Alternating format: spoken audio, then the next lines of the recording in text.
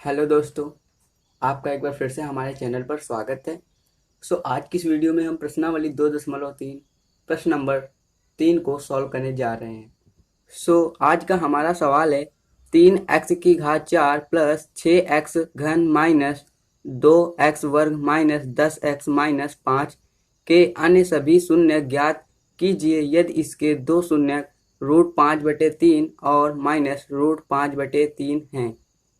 दोस्तों, हमें यहाँ पे सवाल दिया गया है करने के लिए। इसके हमें शून्य ज्ञात करने हैं और दो शून्य हमें पहले से ही दिए हैं। जो हमें पहले से दो शून्य दिए हैं उनको हम लिख लेते हैं। हमने लिख लिया है दिए गए शून्य x बराबर √5/3 कॉमा x बराबर माइनस √5/3। दोस्तों, आपको ये x बराबर ही लिखना होगा क्योंकि अभी हम √5/3 का पंचांतर x की तरफ करेंगे तो इस तरफ ये प्लस का है, उस तरफ जाएगा ये माइनस का हो जाएगा। मतलब x माइनस √5/3 ये हो जाएगा। इसको हम एक ब्रैकेट में कर लेंगे और इसी तरीके से दूसरे वाले को भी कर लेंगे। ये x लिख लेंगे और जब ये माइनस √5/3 का पंचांतर x की तरफ करेंगे तो ये प्लस का हो जाएगा, प्लस का √5/3 ये हो गया। अब हमें इससे इसको गुणा करना पड़ेगा, लेकिन यहाँ पे हमें गुणा करने की कोई ज़रूरत नहीं है क्योंकि यहाँ पे एक सर्वसमीका बन रही है। हमारी ये सर्वसमीका बन रही है a minus B A plus B बराबर a वर्ग माइनस बी वर्ग।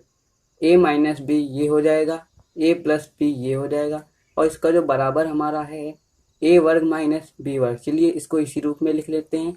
तो ये हमारा हो जाएगा a वर्ग हमारा हो जाएगा x वर्ग माइनस बी वर्ग जो बोल रहे हैं तो हमारा हो जाएगा √5/3 √5/3 का वर्ग। चलिए इसको यहाँ पे लिख लेते हैं।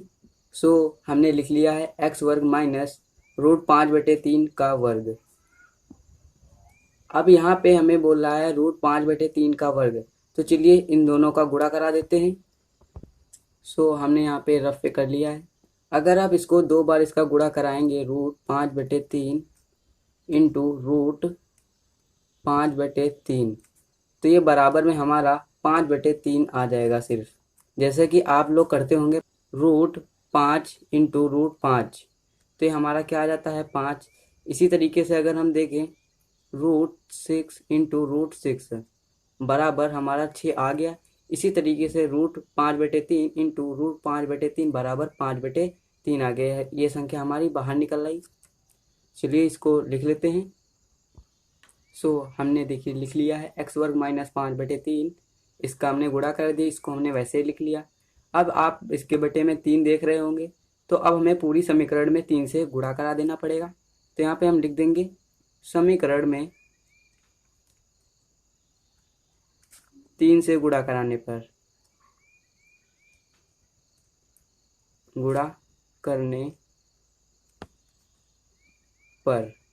ये हो गया।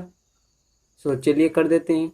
3 का गुणा जब हम x वर्ग में करेंगे तो ये आ जाएगा हमारा 3x वर्ग माइनस, और जब हम 5/3 इंटू 3 करेंगे तो 3 हमारा कैंसिल। चलिए इसको थोड़ा सा रफ्पर समझते हैं। जैसे 5/3 में अगर हम 3 से गुणा करेंगे तो ये 3 हमारा कट जाएगा, सिर्फ 5 आ जाएगा और ये x वर्ग हमारा 3x वर्ग हो जाएगा अगर हम इसमें 3 से गुणा करा रहे हैं। चलिए इसको लिख लेते हैं। दोस्तों, हमने लिख लिया है 3x वर्ग माइनस 5 जो हमने भी रफ पे किया था। अब ये हमारा आ गया है एक तरह का भाजक, इसको हम मान सकते हैं भाजक, और जो हमें सवाल में बहुपद दिया गया था वो हमारा भाज्य हो जाएगा। चलिए उन दोनों के यहाँ पे लिख लेते हैं। हमने लिख लिया है भाज्य बराबर 3x⁴ प्लस 6x घन माइनस 2x वर्ग माइनस 10x माइनस 5 और भाजक बराबर 3x वर्ग माइनस 5 ये हो गया। अब हमें भाजक से भाज्य को भाग देना है। चलिए करते हैं। चलिए यहाँ पे एक भाग का निशान बना लेते हैं।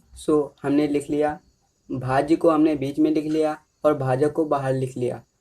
जैसा कि मैंने आपको बताया था कि हमें सबसे पहले भाज्य के पहले पद को देखना होता है, उसके बाद हमें भाजक के पहले पद को देखना होता है। और दोनों में कितना अंतर है ये देखना होता है। यहाँ 3x² है, यहाँ पे 3x⁴ है, मतलब 2x ज़्यादा है इसमें, तो हम x² से गुणा कराएंगे पूरे में। चलिए करते हैं। सो x² का गुणा हम 3x² में जब कराएंगे तो हमारा आ जाएगा 3x⁴। तो चलिए इसको लिख लेते हैं। सो ये लिख गया। अब x² का गुणा -5 में जब करेंगे तो हमारा आ जाएगा -5x²। अब देखते हैं x² वाला पद हमारा कहाँ है। तो हमारा 2x² के नीचे हम -5x² रखेंगे, क्योंकि यहीं पे हम लिख सकते हैं x² के पद। चलिए यहाँ पे लिख देते हैं -5x²। सो हमने लिख दिया -5x²। अब यहाँ पर हम एक लाइन खींच देंगे। सो जैसा कि मैंने आपको बताया था, पद के जो ओरिजिनल पद है उसका अपोजिट करना होता है। तो यहाँ पे कोई नहीं निशान है तो ये हमारा प्लस का हो जाएगा, और इसका अपोजिट हमारा माइनस का होता है, तो हमने माइनस कर दिया। ये माइनस है तो इसका प्लस हो जाएगा।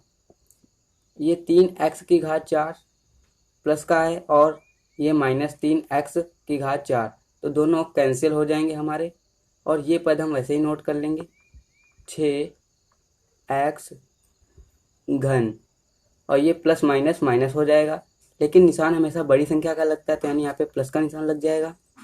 और 5 से 2 जाएंगे तो हमारा 3x² बचेगा, और बाकी के पद हम वैसे ही नोट कर लेंगे, -10x -5।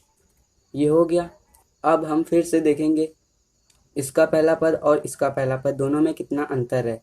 यहाँ पे x³ है, यहाँ पे 3x है, यहाँ पे सिर्फ 2x है, और यहाँ पे 6 है, और यहाँ पे 3 है। अगर हम इसमें 2x से गुणा करा दे तो हमारा इतना आ जाएगा। तो चलिए कर देते हैं, +2x, क्योंकि हमें प्लस का 6x³ लाना है, तो +2x से हमें गुणा करना पड़ेगा। 2x का गुणा जब हम 3x² में करेंगे तो हमारा आ जाएगा 3 दूनी 6, और x² और x हो जाएगा x⁴।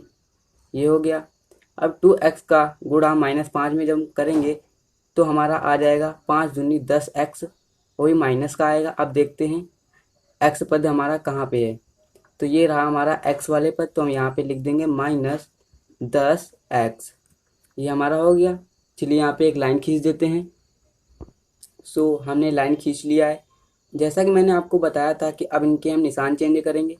ये प्लस का होता है, निशान नहीं लगा था हमारा, लगाया नहीं जाता, और ये हो जाएगा माइनस का, ये हो जाएगा प्लस का।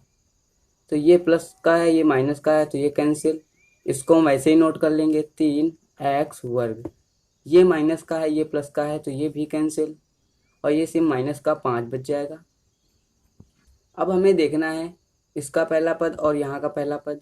तो यहाँ पे 3x² है, और यहाँ भी 3x² है, और यहाँ -5 है, यहाँ भी -5 है। अगर हम इसमें +1 से गुणा करा दे तो हमारा इतना ही आ जाएगा। चलिए +1 से गुणा कर देते हैं। अगर आपको ये निशान लगाने में प्रॉब्लम होती है तो मैं आपको बता देता हूँ। यहाँ पे वो निशान लगते हैं जो हमारे पहले पद का निशान होता है। यहाँ पे अगर हमारा माइनस होता तो हम -1 लिख देते। यहाँ पे हमारा प्लस है तो इसलिए हमने प्लस का 1 कर दिया। अगर आपको प्रॉब्लम होती है तो समझ लीजिए। अब हम +1 का गुणा 3x² में जब करेंगे तो हमारा आ जाएगा 3x², और +1 का गुणा -5 में करेंगे तो हमारा आ जाएगा प्लस माइनस माइनस, 5 एकम 5। ये हो गया। चलिए यहाँ भी एक लाइन खींच देते हैं।